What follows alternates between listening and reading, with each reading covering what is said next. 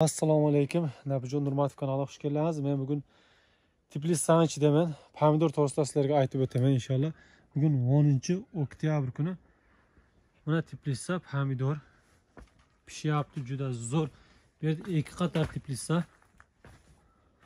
Pomidorni ko'rsangiz juda xudoga shukr zo'r bo'lgan qaranglar.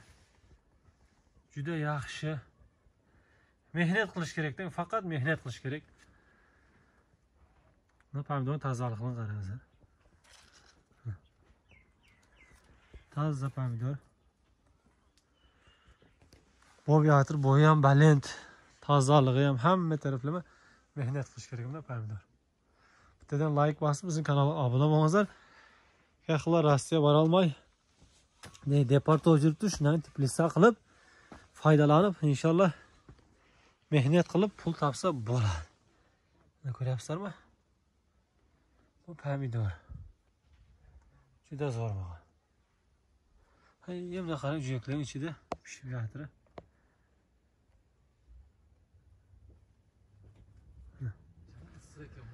Buning ichi 40 gradus, 45 gradus, 50 gradus qimar rasas.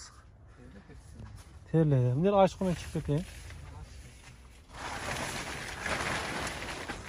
Bismillah. Buna egasi hoji. Ular kameradan ko'p qachadi-ku.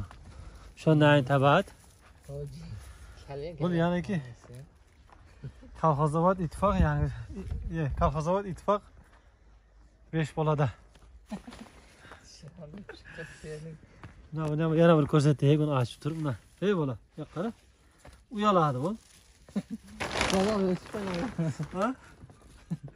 Qanday qanchada pishadi hoji? 2 oyda pishadi. 2 oyda pishadi? Yo'q, 2dan keyin. Ha. 2 oyda pishadimi? 2 oyda pishadi ekan o'zi shu yerda. Sal uyaladi-da, haligidan uyal chaqiriqda. Endi uni xafa olmaysizlar.